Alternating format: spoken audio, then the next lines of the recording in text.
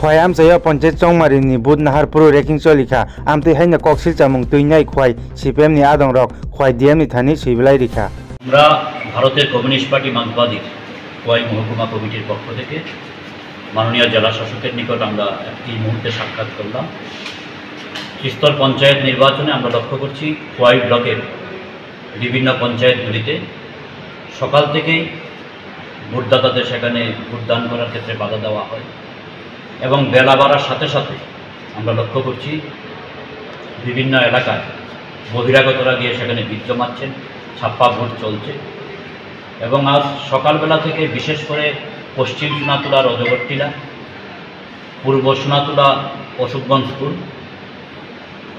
বারোবিল পঞ্চায়েত এলাকার আম্বেদকর স্কুল, মধ্যসিংহীছড়ার গুটিয়াতল, মধ্যসিংহীছড়ার 2 নম্বর স্কুল, বারোবিল পঞ্চায়েতের বারোবিল high school ইত্যাদি জায়গায় আমরা দেখলাম সকালবেলা থেকেই একেবারে চিহ্নিত বামপন্থী পরিবারের যারা তাদেরকে বিশেষ করে ভোট কেন্দ্রে যাওয়ার ক্ষেত্রে বাধা দেওয়া হয় এবং বেলা বাড়ার সাথে সাথে আমরা লক্ষ্য করছি শুধু নির্দিষ্ট ওইসব এলাকার মধ্যে না, বিভিন্ন পঞ্চায়েতগুলির মধ্যে সেখানে ব্যাপকভাবে ছাপ্পা ভোট দেওয়া হচ্ছে এবং বিশেষ করে খোয়াই পৌরসভা এলাকা থেকে বহিরাগতদের তাদের দলের কর্মীদেরকে সেখানে নিয়ে ভিড় জমানো হচ্ছে। এইভাবে আমরা লক্ষ্য করছি মানুষের ভোটাধিকার কেড়ে নেওয়া হচ্ছে। এমনকি আমরা দেখলাম পূর্ব সোনাতলা এলাকায় আমাদের পঞ্চায়েত সমিতির প্রার্থী সুব্রত শীল, তাকে ভোটকেন্দ্রে পর্যন্ত ঢুকতে দেওয়া হয়নি, তার আই কার্ড ছিনিয়ে নেওয়া হয়েছে। আমরা দেখলাম এই মুহূর্তে পূর্ব সোনাতলার একটা ওয়ার্ডের নির্দল প্রার্থী একজন ছিলেন, সে এবং তার এজেন্টকে সেখান থেকে বের করে দেওয়া হয়েছে।